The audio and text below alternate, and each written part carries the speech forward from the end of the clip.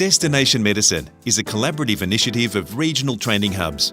With first-hand lessons learned from those who have gone before, this podcast is designed to assist and inspire anyone interested in pursuing a medical career in rural and regional Australia.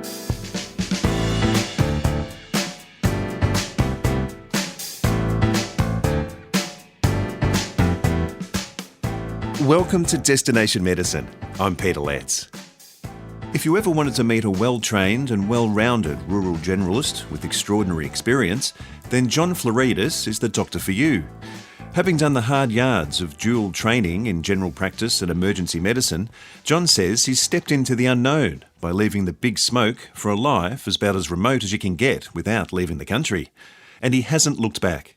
After spending almost a decade in the top end, he's now returned to South Australia, where he services the entire state as a medical retrieval consultant. John Floridis starts by explaining to Nicole Goodman why his path to medicine wasn't an entirely straight one. I must admit, when I initially finished Year 12, medicine wasn't even a consideration for me at that time. I didn't think I had the maturity for it, and I personally didn't think I had the intelligence for it either. So I went ahead and studied pharmacy at the University of South Australia. I always had an interest in the sciences, and I thought that was well suited to that. And I had a really good time studying that degree, and immediately actually went and worked out rurally in the Riverland. And it was probably at that stage that medicine came into the picture, where I started to interact with some of our local general practitioners and started to get a feel of rural healthcare, and then thought I'd have a crack at the GAMSAT, thinking that I wouldn't be successful, but ultimately ended up doing okay in that and was accepted into medicine at Flinders University here in South Australia. And it was at that time that I really started to get heavily involved with not only the course, but the extracurricular activities in the course, such as student societies, which I hadn't really done in my undergraduate degree, but just felt myself getting quite immersed in it as a student and had a great time. What a great story. And pharmacy is such a good foundation for medicine. So that was a great starting point for you. Absolutely. There's a lot of synergy between pharmacy and medicine, and particularly the drug knowledge, which I think you underestimate, particularly as a junior doctor. And that's where I found my pharmacy background being quite useful in a pragmatic sense once I started working as an intern and a resident. So did you grow up in South Australia, and why did you decide to end up studying and working rurally? Yeah, I did. I grew up in metropolitan Adelaide, and it wasn't like we had any rural influence. We didn't have any rural family or many rural friends. For me, it was just about trying something different and going into the unknown and going against the grain a little bit. So that was what drew me initially to work as a rural pharmacist, was just to experience something different and not follow the same trajectory that many of my colleagues were. And not to say that their trajectory was the wrong trajectory. I just didn't want to look back and realise I haven't tried that. So that was the initial reason for going to work rurally as a pharmacist. Well, going from rural to a bit more remote, tell us a little bit about your intern selections and how you actually came to land in Darwin. Yeah, I remember it was about April in our final year of medical school. We had to start thinking about where we wanted to work as interns. And I was initially set on working in metropolitan Adelaide, and just before the intern selections closed, and when I say just before, probably about 4 hours before, my now wife actually just threw out there, "What about Darwin?" And it's something that I hadn't really considered at the time, but we thought we'll just give it a go. So I applied for an internship in Darwin, and it ended up being a really good choice in hindsight. And, I think it really set me up for a really exciting career in rural and remote medicine. The people I met so many inspiring clinicians who were living and working in Darwin because they wanted to be there and really make a difference. And ultimately, I really enjoyed all of my rotations there. And initially, I remember doing a renal rotation, so a nephrology rotation in Darwin, which is obviously a very busy service. And it was at that stage where I actually thought I wanted to do physician training. So I actually applied to do physician's training and initially thought I would return back to Adelaide to do that.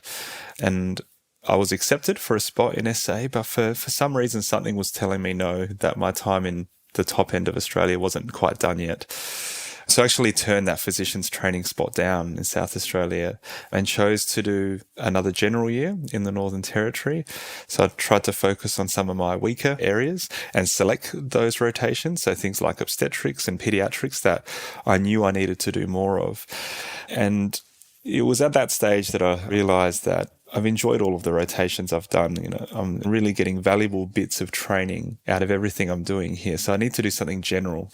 And then I narrowed it down to 2 training programs, that being emergency medicine and procedural rural general practice. And I really couldn't split the two. I thought both of them sound really exciting to me, sound very generalist in nature. So I made the decision at that point in time to do dual training and actually work towards becoming both a rural generalist or a procedural rural general practitioner and an emergency physician.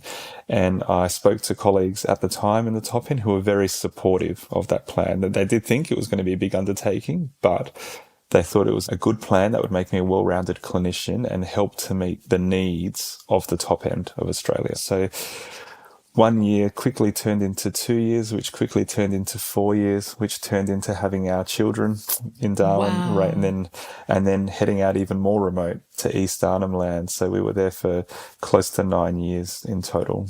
Yeah, you spent time in East Arnhem Land. Tell us a little bit about that. Yeah, so look, at East Arnhem Land was a wonderful opportunity and a beautiful place to live and work.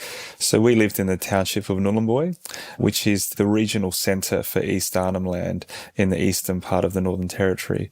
And it was there that I got to do a really varied practice of work. So a combination of work which included mainstream general practice, ward-based medicine, emergency medicine, anaesthesia, outpatient clinics. And it was there that I started to consolidate a lot of the skills that I'd learned. So I'd already done my advanced training in anaesthesia as part of my rural generalist training. So I was working independently as an anaesthetist in that setting, providing a combination of both elective work, but emergency work, obstetric work, covering adults, pediatrics, and obviously quite a large amount of Indigenous healthcare as part of that, given the large proportion of the population. And the local Yolngu people, who are the local tribe, were just absolutely beautiful people to learn off and to treat and to become friends with. So that they were just a really beautiful population, and we felt quite privileged to be living and working on their land. And I guess it was at this time that a few other opportunities started popping up. So I guess when you work in a small regional hospital like that, suddenly you find yourself in leadership positions that you would never really be in a bigger hospital, just because there's hundreds of employees. But I had the opportunity to become the clinical lead for the emergency department, also the perioperative anaesthesia department, and clinical education. So quite a number of portfolios to juggle, but all of those portfolios I really enjoyed, particularly the clinical education portfolio. So it was a great experience to not only develop clinical skills, but also those really important non-clinical skills that you don't get taught in medical school. And we actually moved there the first week that COVID broke out in the world. So we were there for that whole COVID period. And in hindsight, it was a really lucky time to be there because we felt very safe as a community. Yes. We didn't have our first COVID case for quite a long time. So we were almost sheltered in a bit of a bubble from the rest of the world, but in a really lovely community bubble where our day-to-day lives didn't really change. And we went back to that grassroots socializing with our neighbours, with our colleagues, and really found ourselves having a really special time despite the havoc that COVID was wreaking around the world. Yeah, that's such a unique perspective that you were able to gain. What a time to be there. I wonder, what insight did you gain from the needs of the community, the people that you were looking after, the hospitals in East Arnhem Land and even Darwin? What are their needs? And do you think that with more people going out there to spend time interning and working is going to be a continual need? What are your thoughts on that? Yeah, look, I think all of us who graduate from medical school have a duty and I think an obligation to work out in rural and remote parts of Australia. I think we all sign up to this degree to provide a service. So for me, it was a bit of a no-brainer to actually do this. And I'm so glad I did, because it's defined who I am as a clinician and who I am as a person and the values that I stand by as part of my practice. When you look at the complexities of providing healthcare in the top end of Australia, particularly the Northern Territory, there are so many challenges. And I think if I took the deep dive on that, that would be its own podcast in itself. But for me, the thing I took away from it is that the problems are simple, but the solutions are complex. So when you look at a lot of the root causes of some of the chronic disease that we see in both our adult and our pediatric populations, there's a huge burden of chronic disease that comes from simple things like inadequate nutrition, food security, overcrowding, the harmful effects of alcohol in community, the harmful effects of people that have been displaced from their community, and the repercussions of that have happened over generations. So they're really, I think the issues, everyone knows what the issues are, but how to actually address them and fix them, I don't think we're there yet. I think we're actually quite a long way from it yet. And what I really enjoyed about my practice in East Arnhem Land, both in primary care, the hospital, and also in the top end in Darwin as well, was that I practiced a lot of people medicine. And there was definitely the clinical aspect of it, and you have to treat disease, but there's more of a holistic picture about looking at the social circumstances of this individual and how can we help that and utilize the community networks to ensure that we're not going to end up in a vicious cycle of this person continuing to represent with the same chronic issues without addressing the fundamentals. And I think, it's really difficult to achieve that sometimes, but I really appreciated the cultural investment from my colleagues and the appreciation of all of those cultural factors that are so important in delivering healthcare. I think we have a very Western model when we look at the way we do things, but sometimes I think there's a big difference between gold standard healthcare and contemporary healthcare. And contemporary healthcare really is about looking at what's the best thing we can do with the resources we have working with the individual. And sometimes that might be very different to what you do in a big tertiary centre where you've got limitless amounts of resource and a very health literate population who has access and the means to be able to implement all the things you want to as part of your treatment plan. Sometimes you need to be creative, work outside the box, and really focus on what's achievable in this situation. Such fabulous insights, and you're absolutely correct. More people need to have exposure to the issues and what's actually happening out in the remote areas. But I guess too that whether it's spending time in Berry in South Australia or Darwin or East Arnhem Land, would you say that you were charmed by rural life? Absolutely. I've got such a soft spot for rural and remote Australia. And I discovered an even softer spot for it once I started to have my own family. So we had young children, which we brought up in Darwin and East Arnhem Land, and I can't think of a better place or environment to bring up young kids. It's very earthy. It's very outdoors. Lots of people are not overly connected to their devices in that region. There's kids running around on the street and running around in the mud without shoes. It's really grassroots, raw living, and there's a genuine sense of community. I must admit, when you go to a small town, you don't have the numbers of friends in terms of as many networks as you may have in a mainstream city or a larger city, but the friends that you do have are like family. So there's a genuine sense of connection there and real authentic conversation. And, just because you live rural and remotely, it doesn't mean you go without. You still have all the basic things that you need. There's a supermarket, there's a post office, there's a pharmacy. There may not be 4 supermarkets, but one's all you need, really. If you think about, if you really simplify your day-to-day life in a metropolitan town, you usually only go to one of everything. So there's just less choice, but you still have most of the conveniences that you need to get by.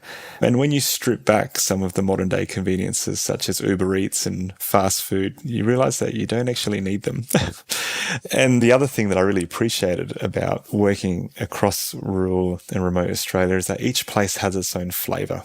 It's very unique, and you only know what that flavour is if you get involved. And there's a lot of quirks with living out rurally. There's the consults in the aisle at the supermarket with a patient you've seen the day before. And, for some rural clinicians, that's one of their pet hates. But I just thought it was quite amusing, to be honest. It's not uncommon where you'd see a patient in clinic or in the hospital, and then the following day you're sharing a cider or a schooner with them down at the surf club.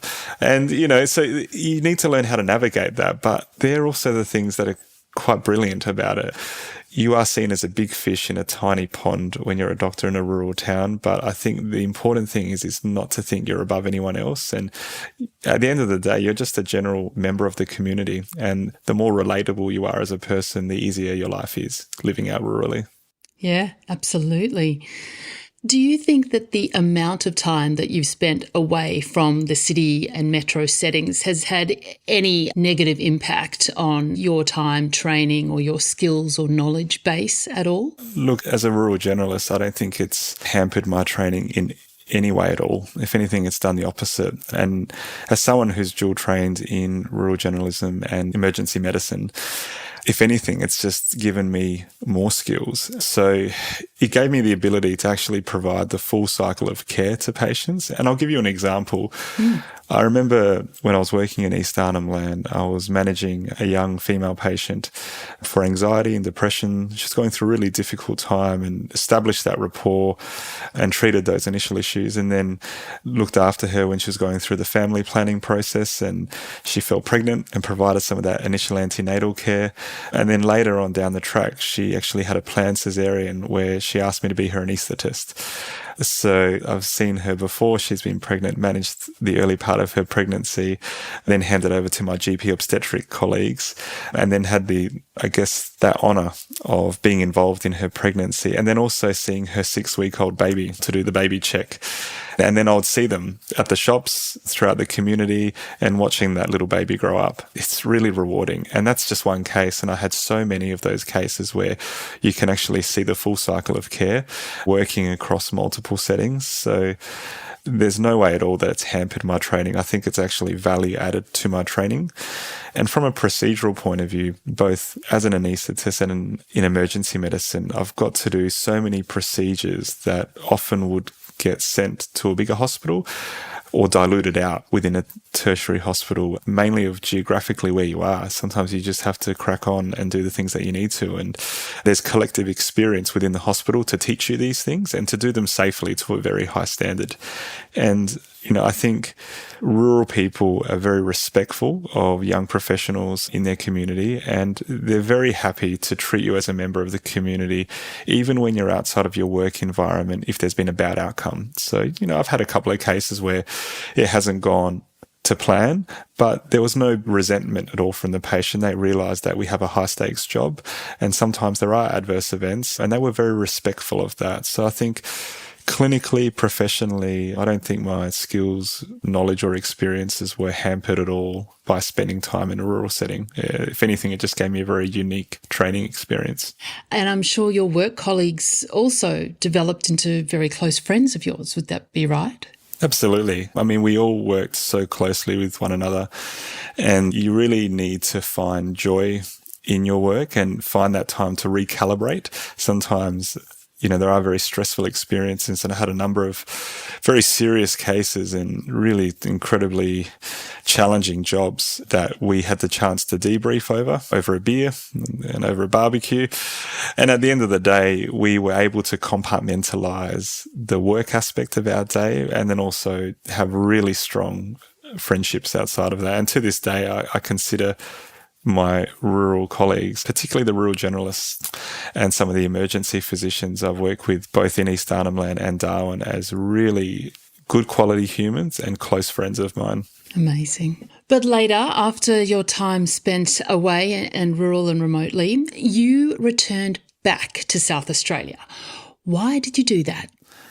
There was a few reasons. I mean, we were living an absolutely wonderful life up in the top end of Australia, but my wife, who's also a doctor, got the opportunity to start her training in psychiatry, and she got offered a position in South Australia.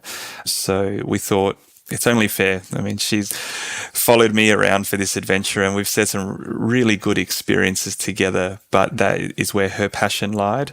And we always agreed that we'll stay in a place for as long as it's meeting both of our needs, socially, family-wise, and professionally. And the time came where we had to move.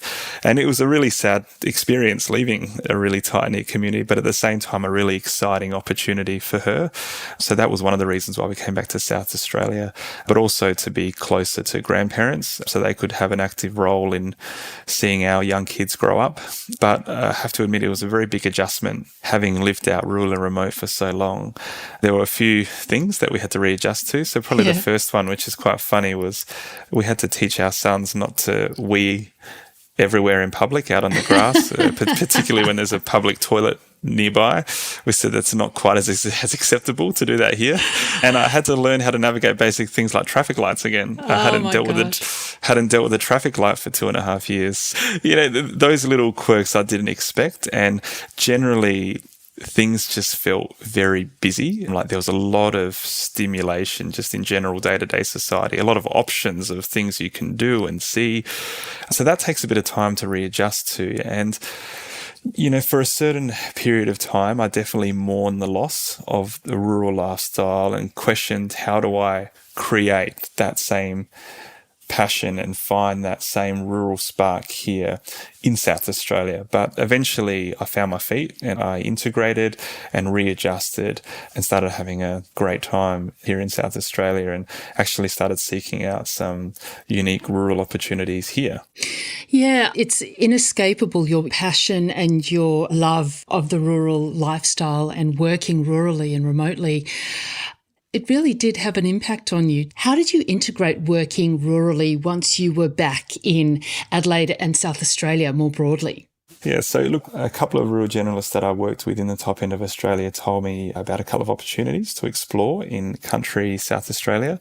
So I managed to combine a bit of a mixture of jobs. So I was working as a senior emergency medicine registrar at Flinders Medical Centre, which is one of the big tertiary hospitals in Adelaide. And then I started working at Whyalla in Port Augusta, which is, I guess, in the mid-north part of South Australia.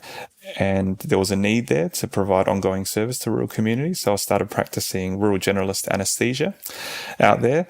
And then whilst I was in Port Augusta, I spent a bit of time working for the Royal Flying Doctor Service as well, and started to get a bit of an introduction at that point into, I guess, aeromedical medicine, and did a combination of both retrieval and primary care briefly. And then following that, I started getting more of an interest, I guess, in aeromedical retrieval and how that looks in terms of servicing our rural communities. So I started working for an organisation called MedStar, which is the state emergency medical retrieval service. So right now, in that role, I've been able to combine all of my experiences to work for that service. So I'm combining experiences in rural generalism, anaesthesia, retrieval, emergency medicine. And to me, it doesn't feel too fragmented in terms of holding down different jobs, because they're also complementary to one another. And I'm in the final stages of completing my emergency medicine training to become an emergency physician, which I guess is just that extra bit to tie everything together as well. So I've managed to find the balance where I'm living metropolitanly, but my work brings me all across rural South Australia, whether that's working for long stints in Port Augusta and Whyalla, or visiting all of these beautiful communities all around South Australia and trying to deliver care to those patients. Amazing. Tell us a little bit more about MedStar. It sounds fascinating. Yeah, so MedStar is the State Emergency Medical Retrieval Service, and basically look after all of the needs for patients anywhere in the state. And it's a mixture of primary trauma. So we retrieve patients either by car, helicopter or plane, depending their location. And that can be trauma that occurs within the metropolitan CBD, or it can be quite rural and remote trauma, particularly in the southeast and northeast as well. So patients can have these horrendous injuries, really, anywhere. So we need to be able to respond to that. And there's experience and training that's given to us at the start of our time there at MedStar, very intense orientation and a really high standard of training to equip us to be able to deliver that care. And we work with really high functioning teams, a combination of nursing staff and paramedical staff who, between themselves and the other doctors working for the service, there's probably well over 200 years of collective experience. So people who have been doing aeromedical retrieval for a really long time, and I've learnt a lot of my colleagues, but the idea of all of that training is that we deliver the highest standard of care that we can, so that that patient, regardless of where they are, gets gold standard intensive level care at the roadside, at the bedside, wherever the patient is. And, the experience from training and living rurally definitely comes into play with that job. I've got a really nice contextual understanding of where these patients have come from and sometimes the limited resources that the local health services have. And sometimes, I often joke with my colleagues, it feels like home, walking into a little GP clinic emergency room and seeing this unwell patient. I've been that clinician. I've looked after that patient before. So it feels very comfortable to me to look into this space and form a flash team with some of our rural and remote colleagues who are doing an incredible job in all parts of the state. And I think it allows me to be approachable and have that rapport with the clinicians. And ultimately, if we work better as a team, the local team on the ground, we're just going to be able to deliver a lot better care for that patient and make sure they get the care that they need in a really effective time frame. So yeah, it's an organisation I'm really proud to be part of. And I think having that connection to rural and remote Australia and being able to work amongst that service is a privilege. Absolutely. Now, John, you also have fellowships with both the Australian College of Rural and Remote Medicine and also the RACGP. Explain to us, why is that? At the time, I remember when I was signing up for GP training, trying to figure out which college would be better suited to my needs. And at the time, I was still working in the Northern Territory. And whilst they're both excellent training providers, I think there are some subtle differences. So for me, when I looked at the curriculum and the requirements, I felt that ACRM had more of a focus on that Indigenous, under-resourced, remote healthcare delivery. The assessments were catered to that, the curriculum was catered to that, and there was more of a procedural component as well to ACRM, which is something that I was interested in. And I just thought, particularly if I saw myself working in places like the Northern Territory for a long time, that ACRM would be a useful qualification. And generally, when I was looking at the colleagues around me who were living and working in the Northern Territory, there was probably proportionally more people who had done ACRM training, and I explored with them their reasons why and was getting a similar sort of response. But then I thought the RACGP have obviously been a GP training provider for a really long time as well, and felt that for mainstream general practice, which was actually probably my weakness at that point, I'd done a lot of Indigenous health, a lot of rural and remote practice, and realised that I was actually very inexperienced with mainstream general practice. So if I was to ever find myself working in a city, a metropolitan environment, I thought RACGP would probably, via their curriculum, equip me with the skills that I required to be a well-rounded GP. So at the time, I actually signed up to both colleges, which was an option back when I started GP training, and completed both sets of curriculum assessments and exams. So I don't regret doing it. I mean, it was a lot of extra stress when you think about exams and a bit of extra cost, but ultimately it just helped to make me quite broad in my skill set. Well, you have such a well-rounded, rich experience in both metropolitan and also rural and remote work within the medical sphere. How important have mentors been throughout this journey for you, would you say? Oh, I think mentors are absolutely crucial. And I think you need more than one. Mm-hmm. I've got multiple mentors, people that probably don't even think they're mentors, but I hold them on a very high pedestal. And they've all played a part in their own right with different stages of my medical training. And, there's too many to mention here, but there's particular people that I met as a junior doctor that got me really inspired to do emergency medicine. The way that they practice, the way that they words, people you want to emulate. And then when I started to work in rural and remote parts of Australia, I met these incredible clinicians. Each of them had their own story to tell and were very inspiring. But I think the thing that I learned from these mentors is, when I look back later down in my career, I want to essentially have the same sort of story, have a journey to tell, not just have a generic training pathway, have my own experiences, and surrounding yourself with really good mentors is part of that. And they've been very insightful, both with themselves, but with my journey as well, and have been an ear when I've needed to debrief and when I've been at a crossroads. I've always fallen back to chatting with a mentor and asking their opinions. I think it's absolutely valuable to have mentors. And I think, sometimes it isn't the right fit, and you've just got to find the people that you click with. But ultimately, I think when you find the right mentor at the right time, it can really change your training trajectory for the better. And I don't think it's a matter about who it is necessarily. I think it's about when they come along. And I've, myself been asked to be a mentor to a few junior doctors. So I'm paying it forward now, and I'm really enjoying that process as well.